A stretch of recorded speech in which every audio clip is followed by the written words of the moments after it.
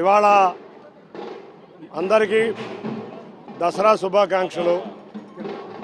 మనం విజయవాడ ఉత్సవంలో భాగంగా ఇవాళ స్వచ్ఛ మారథాన్ దేశం మొత్తం నుంచి క్రీడాకారులు వచ్చి స్వచ్ఛ మారథాన్లో పాల్గొనటం, అందులో ముఖ్యంగా 5K రన్లో విజయవాడ నగర ప్రజలందరూ పాల్గొనటం చాలా ఆనందంగా ఉంది. ఇవాళ సుమారు 21K, 10K, 5K ఇటువంటి వివిధ కార్యక్రమాలు స్వచ్ఛాంధ్ర కార్పొరేషన్ ద్వారా ఏర్పాటు చేయడం జరిగింది. ముందుగా ఆ స్వచ్ఛాంధ్ర కార్పొరేషన్ చైర్మన్ పట్టాభి గారికి విజయవాడ నగర ప్రజల తరఫున శుభాకాంక్షలు తెలియజేసుకుంటున్నాం. ఇటువంటి కార్యక్రమాలు మనం గతంలో 2014 నుంచి 19లో కూడా చూసాం. అమరావతి రన్నర్స్ ఆధ్వర్యంలో జరిగినాయి.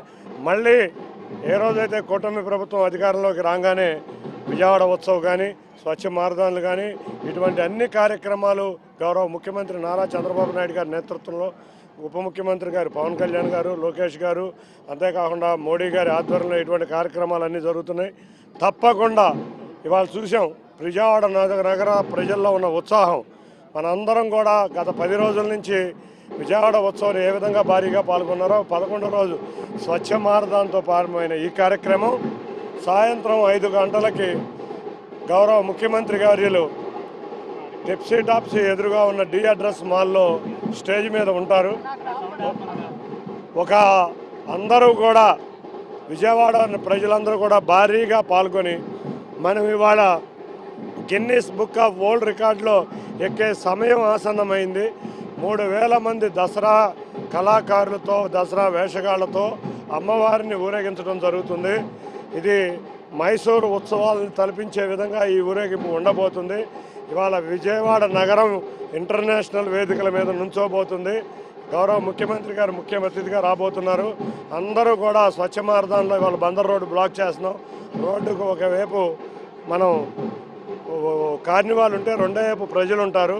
ప్రజలందరూ పాల్గొని ఆ కార్యక్రమాన్ని భారీగా విజయం సాకూర్చి గిన్నిస్ బుక్ ఆఫ్ వరల్డ్ రికార్డులో ఎక్కే విధంగా ఉండాలని కోరుకుంటున్నాం. అంతేకాకుండా రెండో కార్యక్రమం విజయవాడ ఉత్సవంలో ముగింపు కార్యక్రమమైన గొల్లపూడి ఎగ్జిబిషన్ గ్రౌండ్లో కూడా ముఖ్యమంత్రి వర్యులు ముఖ్య అతిథిగా రాబోతున్నారు.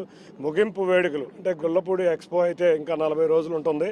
కానీ విజయవాడ ఉత్సవం అన్ని చోట్ల ఉన్న ముగింపు వేడుకలను మాత్రం ఆ వేదిక మీద నుంచి గౌరవ ముఖ్యమంత్రి గారి ఆధ్వర్యంలో ఏ విధంగా అయితే నారా లోకేష్ గారితో విజయవాడ ఉత్సవం ప్రారంభించామో అదేవిధంగా ఈ విజయవాడ ఉత్సవం మొదటి సంవత్సరం గౌరవ ముఖ్యమంత్రి గారి ఆధ్వర్యంలో ముగింపు పలికి వచ్చే సంవత్సరానికి సిద్ధం అవ్వబోతుంది.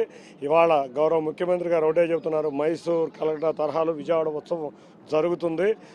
ప్రజలందరూ కూడా చాలా వైబ్రెంట్గా ఉన్నారు. వైబ్రెంట్ విజయవాడ ప్రజలతో, విజయవాడ ప్రజల చేత నిర్వర్తించిన ఈ విజయవాడ ఉత్సవం మరొకసారి రేపు వచ్చే దసరాకి ఇంకా భారీ ఎత్తున దేశ విదేశాల నుంచి ఇక్కడికి వచ్చి ప్రయాణికులు వచ్చి ఏ విధంగా మైసూరు వెళ్తున్నారో దానికి అంత 2 రెట్ల విధంగా వచ్చే విధంగా మేము కృషి చేస్తామని తెలియజేసుకుంటూ ఇక్కడ పాల్గొన్న విజయవాడ ప్రజలందరికీ